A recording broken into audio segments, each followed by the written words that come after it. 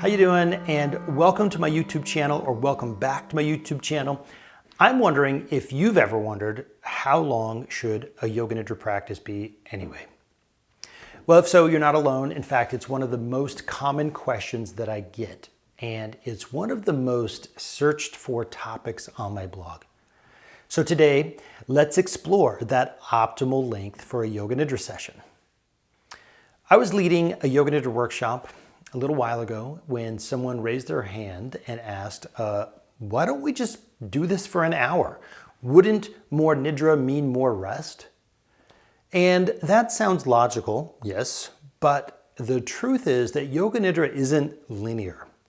See, 30 minutes of Yoga Nidra can feel like the equivalent of a 2-hour nap, but go too far past that and you might end up feeling groggy, loopy, or just restless. So what's too long for a Yoga Nidra practice? In my experience, and I've taught thousands of hours of Yoga Nidra, in my experience, that sweet spot for most people is right around 30 minutes.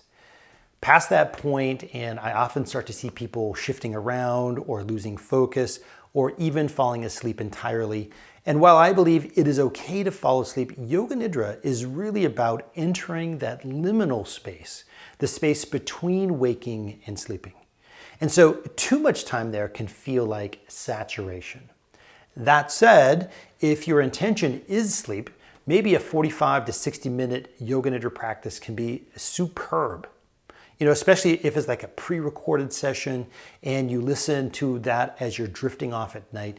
But if your goal is awareness and transformation, stick to around or under 35 minutes, 45 minutes tops. Now, that said, what about the other end? Can a Yoga Nidra practice be too short? Absolutely. Really, anything under about 15 minutes usually just isn't enough time for your brain to shift gears and get into that beautiful Nidra state.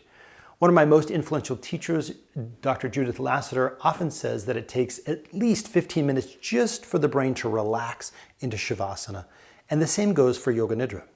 Sure, quick and guided Shavasana can be helpful, but true Yoga Nidra needs time to land. So what's the ideal length? Most of my Yoga Nidra sessions are right around the 30-minute mark, and I think this gives us enough time for deep relaxation and getting some good transformation done in the practice without overwhelming the nervous system or putting people to sleep, unless, of course, that's your goal. This 30-minute practice is long enough to shift awareness through the koshas and short enough to keep people engaged and present. If you want to experience that sweet spot of Yoga Nidra for yourself, please grab my free 30-minute Yoga Nidra for Stress recording and script. The link is there in the description. And hey, please leave a comment below. What is your ideal length for a Yoga Nidra practice? And have you ever felt saturated in a Yoga Nidra practice? If this video resonated, please like and subscribe, and I'll see you in the next one. Namaste.